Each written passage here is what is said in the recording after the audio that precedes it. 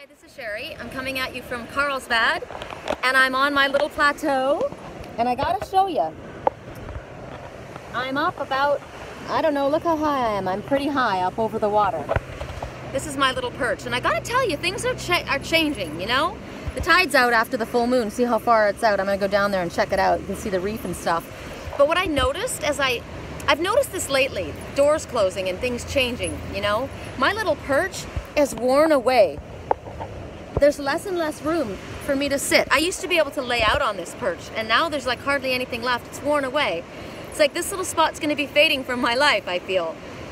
Things that are passing on, doors that are shutting. Sedona was different this time too, you know? I brought things home from my cave, and Wisconsin was different too. I brought everything home from there, and it's like moving on, you know? It's kind of sad, bittersweet, you know? This was a really special place for me, and I come across that little precipice, and this time it was kind of hairy getting up here, and felt a little nervous, you know? It's worn away. It's kind of worn its welcome. But anyway, I'm here for this last time at least, and I didn't think of a totem, but I guess there's our totems. Freedom. The seagulls talk about freedom. They talk about going with the flow. They talk about not chasing anything, just allowing, you know, allowing life to come to you, receiving, allowing you to receive. Not putting in so much effort to try and make things happen, but allow, you know, Spirit knows what our heart desires and what we've asked for. And so it's about allowing Spirit, you know, bring it to us. You put out your request to Spirit, they hear us. And it's about just letting it come now, you know, go with the flow, take it easy, let Spirit do the work. That's our quick message for our totem. Today we're going to be working with a deck. I decided I wanted to do something really different. In a deck that I've never done in a weekly reading, and it's called the Wildwood Tarot. And it's interesting. The Wildwood is my son. It's his favorite story was The Wind in the Willows, and it was in the Wildwood, you know. And I didn't bring it out the box that comes with it, but on the box there's a stag standing. It's a man with the body of a stag, and he's standing in a forest in the snow, and it's incredible. The stag represents, you know, the divine masculine. It represents actually the twin soul, but the masculine. The hunter, the wild partner, it's just so many, it's so beautiful. I wish I could have brought it, but I didn't want to damage it trying to climb across on this precipice, so I left it in the car, which I drove out in my little convertible that I love, and I got to come up here, and this is like a perfect day. I'm sitting here wearing these little Ugg boots, which is super cool because they're actually Skechers, and you guys probably have seen my other ones, the ones I always wore when I was in Sedona in the snow, but those ones were too heavy, I felt. Oh, I love that they just pop behind us like that. Look at that. Oh, I can't wait for the pelicans to come.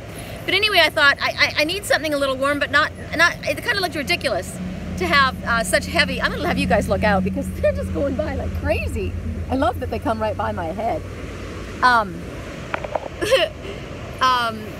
But I stopped at my little thrift store and I found these little ankle ones, and I love them. They're just like super cute. They're exactly my same ones, but they're little short ones.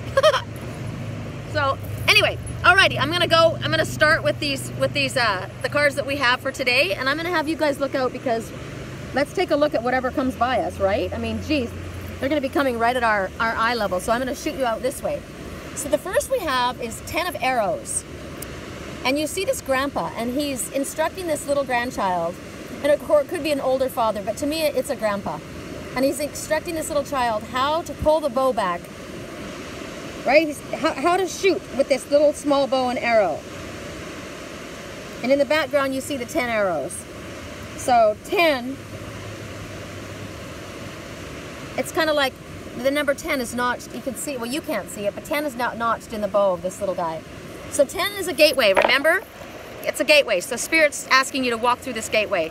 So remember, maybe to me, when I'm looking at this, and I'm not doing the typical tarot because I don't do tarot readings really, I'm just using this deck because it's different and it's neat. I'm gonna have you guys look out just in case somebody comes by. But to me, the number 10 is a gateway. And I've been thinking a lot about grandparents. I'm a grandma, and I've been thinking a lot about my grandma. And my grandmother, she was like my mom. You know, I grew up in Victoria, not Victoria, I grew up in North Vancouver, Canada, in the forest, and I was pretty much at my grandma's until I was 11, almost 12. And she was the one who taught me. And it's talking about, oh, I'll have you guys look out. It's talking about how parents and grandparents pass on skills and they teach, you know, knowledge to the ones in their lives. And it talks about responsible, loving instruction and communication between the generations. You know, it talks about having, being aware of having proper communication between the young ones and the older ones, and not to lose this communication. There's such value. You know, there always seems to be like a gap when the kids get a little bit, you know, in that teenage years, and then even when they get a little bit older, all of a sudden your parents don't know anything and grandparents don't know anything and they're not cool anymore. I had a great relationship with my grandmother. She was my hero. Wow, I get emotional thinking about her. I'm very much like my grandma, because, you know, whoever you are and how you've raised up until about the age 5 or 7, that kind of like sets you in your life path. And I was there. And so I have great respect for my grandmother. And so it's talking to me about interacting and parenting and co-parenting and being a grandparent or an aunt or an uncle, but doing it responsibly. Because this, whatever happens in these impressionable years, stays with the child forever. It stayed with me forever. You know, I think back all the time about my grandma and how much I love her and what I learned from her and how I wanted to be like her. And I am like her, and I'm proud of that, you know.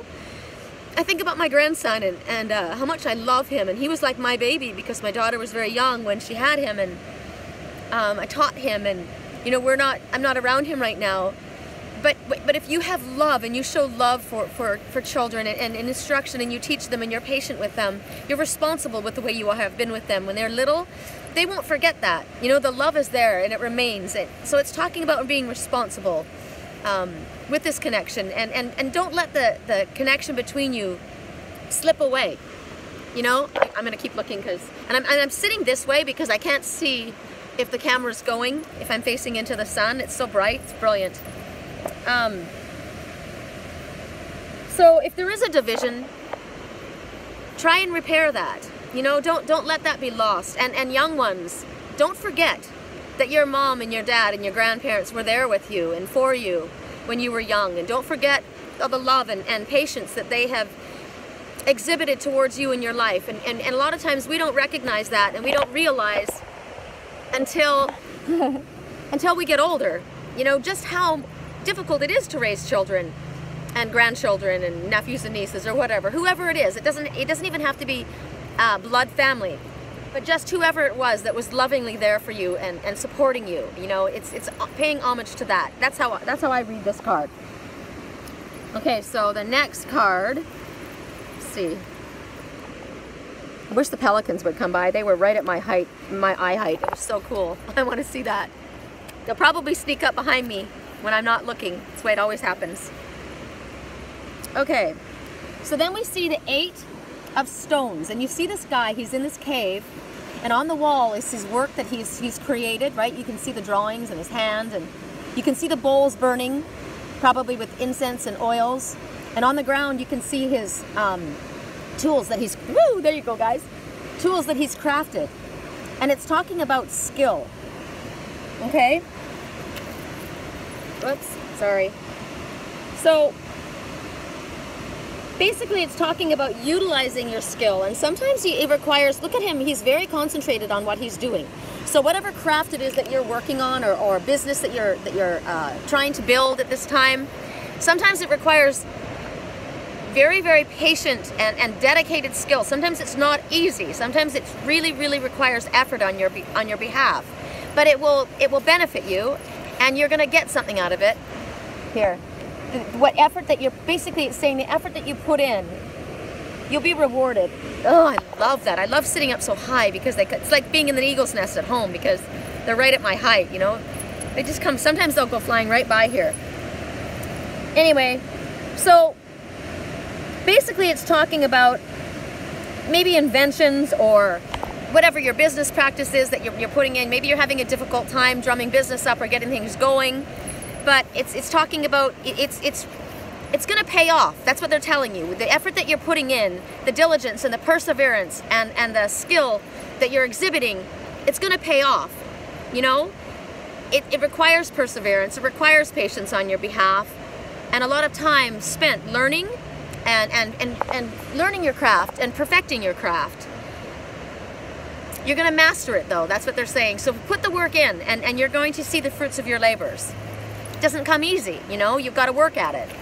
This could have to do with your spiritual work, it could have to do with your every aspect of your life. As far as your spiritual path, we're constantly learning and things are shifting and changing. And I mean, look at my little precipice, it's completely melting away. The old ways are falling away and new ways are coming in. So we're constantly having to rehone our skills and diligently work at it and pay attention to whatever it is that Spirit brings along. Like this was a message to me.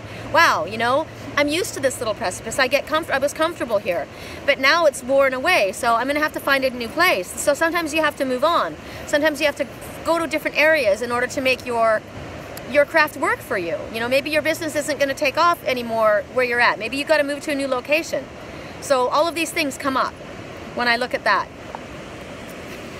Now we're talking, we see this one. It's the 10 of stones. Now, if you can see, we're inside of a cave and it's kind of these 10 stones that are built upon it, and you see a man and a woman, one on either side, and you see a house up ahead with a ladder, a support, going up to this big tall tree. And it's talking about a path leading forward. This thing to me is your home. So family structure, roots, putting down roots, right? And this is the outer community. And you've got a path that's leading, and they're going to help you and support you. So maybe it's talking about, it's not necessarily talking about family. It could be your spiritual community or a family of friends or whoever it is that supports you in bringing forth a place to you that feels like home. So it's the fact that we start out in the cave, but then you look out and you see the ladder going up to the tall tree where your roots have been put down and where your home is now. It talks about you've got the inner community and the outer community. So your inner community, your spiritual community, or maybe your lover or your best friend or your partner, and then the outer community, your spiritual community or your family. It just depends on you what it is that what feels like home to you, you know. It's wherever you lay your hat. Some people think, you know, I'm a Rolling Stone, it's in my car, or home is where your heart is. It's someplace. Some people, your home is just a shelter, you know, where you sleep at night. It doesn't really mean anything to you. So for whatever it is, in this situation, it's wherever love resides. That's where the home is. So think about that. Think about your community. Think about who it is that supports you. Where do you go? Where is it that you feel loved? Where is it that you go that people are like you and they support you and they encourage you to be who you really are and to draw the best out in you? You know, where is that? Maybe it isn't your family home. Maybe it's a community family that's adopted you. Maybe it's a surrogate family. Maybe it's your life partner. Maybe that's going to be your new home, your new family, your new community. You know, sometimes I keep thinking in the Bible, and the man shall leave his mother and the two shall become one flesh, right? And then they form their own home. So think about that. Think about where it is that you must go, where you are encouraged, where you're supported, where you're loved, where you feel like my soul is being expressed, and I'm able to share that with someone, and I'm loved for who I am and for what I do, and I'm understood. And I don't have to constantly explain myself, you know? Where is that for you? It's starting to feel warm here. People are down there picking up rocks. I'm gonna definitely go down there and look for shells and see what I can find. Okay, so the next one, 10 of Vessels. I love this one. Happiness. Look at the huge waterfall at the top in the forest, of course. I love waterfall in a forest. I want to live there. And from that one main waterfall at the top are many, many rivers that flow down. And then there's these cups, 10 cups, and they're overflowing with water. Water is emotion. This is happiness. 10 of Vessels. Happiness overflowing. It's beautiful. You know, it talks about fulfillment. It talks about desire. It talks about desires being fulfilled. It talks about after a hard time or after diligent effort, you have and patience on your part, and love that's been given selflessly, now you have emotional stability. Now your cup runneth over. You know, it doesn't necessarily mean it's going to be money. Maybe it is, but it's fulfillment. It's emotional satisfaction and fulfillment. It's a time of deep and profound calm and a true lasting happiness that's flowing into your life. I mean, think about this. The waters at the top, they're very, very calm, right? This is smooth. This isn't a raging waterfall. This is just overflowing with happiness and abundance, and everything is lush and beautiful. And then the pool at the bottom is very calm. So this is what you have reached. This is what you've attained from whatever lessons that you've been learning and whatever work that you have put in. You have gotten to this place of true happiness, you know, and you're a light that shines for other people. Water is healing, water is cooling, water is soothing and relaxing. So you have this effect on other people, and it's reflected in yourself, you know. It's kind of like you look out there, and that's just beautiful, and that's how the light shines on the water. That's calm and peaceful and cleansing. That's kind of where you are.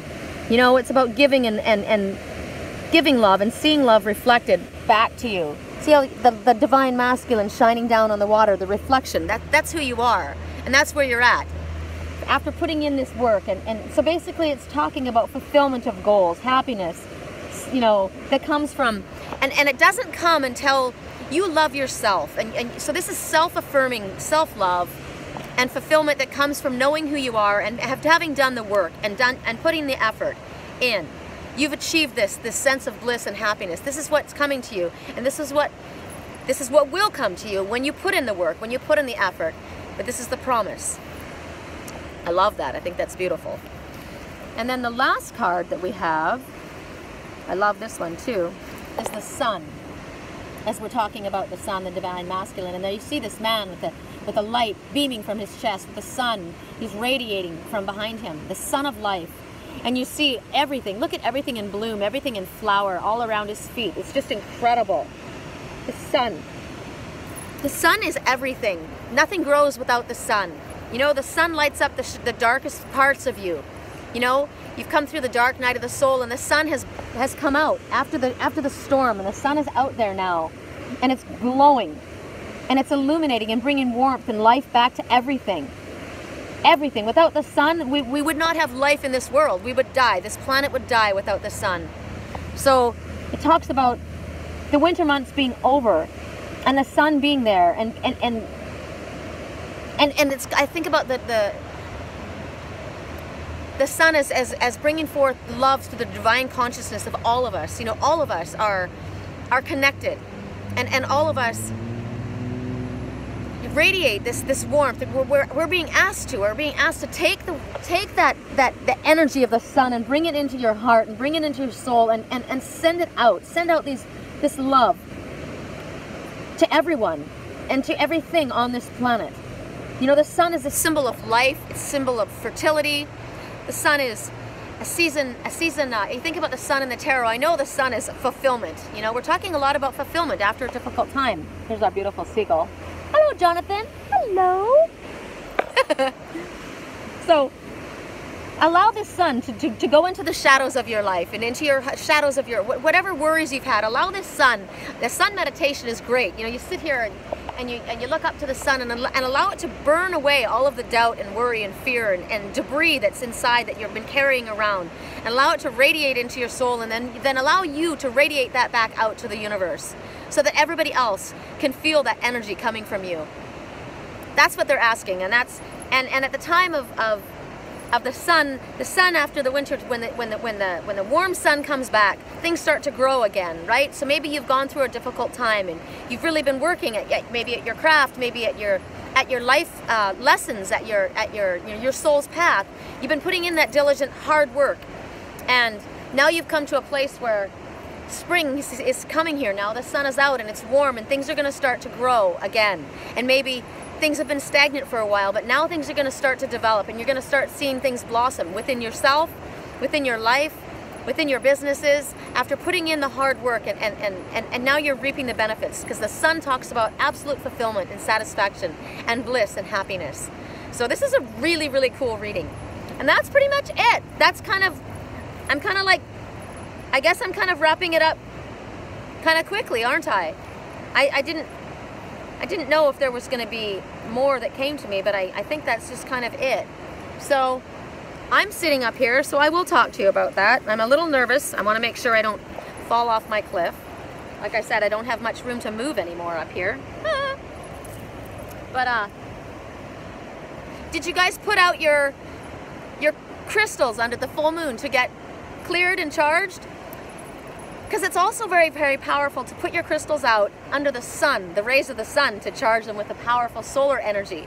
And it's a good time to put your healing implements and your cards. I'm going to show you. I have my little medicine bag here. Hold on. I'll put you guys down here for a second. Sorry. Hard to open this thing up.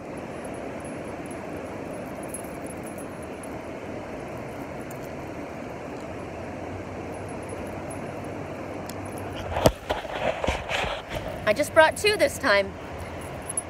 I brought pyrite, which helps you with speech.